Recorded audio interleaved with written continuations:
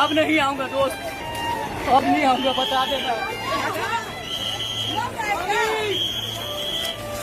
4 अक्षर के इस वाक्य में जो दर्द है, जो पीड़ा है, उसे दिल्ली के लुटियंस जोन में बैठे नेता नहीं समझ सकते, उस दर्द को महसूस नहीं कर सकते। देश में भले ही महिला आरक्षण को लेकर क्या कांग्रेस क्या बीजेपी, सभी एक दूसरे के खिलाफ आग उगल रहे हैं। प्रेस कॉन्फ्रेंस पर प्रेस कॉन्फ्रेंस आ रहा है, लेकिन जरा इस मजदूर की आवाज को सुनिए, उस आवाज के कंपन को महसूस कीजिए जब वो ये कहता है कि अब नहीं आऊंगा दोस्त, अब नहीं आऊंगा। हजारों की भीड़, सर पर बैग, हाथ में बोरे लिए हुए भागे जा रही है। दरअसल ये मजदूर है, मजदूर वही मजदूर जो किसी शहर को बनाते हैं, किसी देश को बनाते हैं। लेकिन मजदूरों की बात कौन कर सकता है? क्या मजदूरों के लिए पार्लियामेंट का विशेष सत्र बुलाया जा सकता है?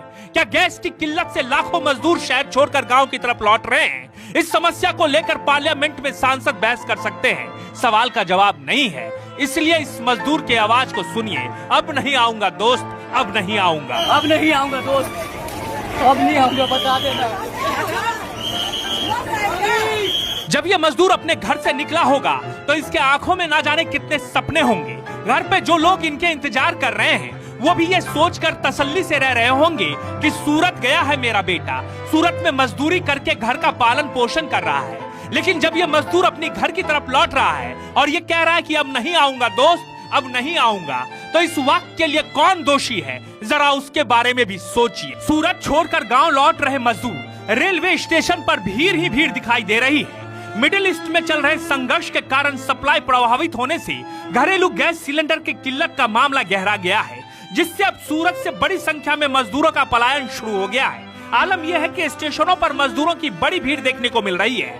साथ ही बड़ी संख्या में लोग स्टेशन के बाहर भी खुले मैदान में परिवार के साथ बैठकर ट्रेन का इंतजार कर रहे हैं। शनिवार रात और रविवार सुबह उधना रेलवे स्टेशन पर हजारों श्रमिकों की भीड़ देखने को मिली। रेलवे स्टेशन के वेटिंग एरिया से लेकर खुले मैदान तक लोग अपने परिवारों के साथ बैठे नजर आए। ट्रेनों में सफर करने के लिए लंबी कतारें लगी हुई थी, जिससे साफ है कि पलायन का सिलसिला पिछले 1 महीने से लगातार जारी है। मजदूरों ने बताया कि उन्हें सामान्य कीमत पर गैस सिलेंडर नहीं मिल रहा है।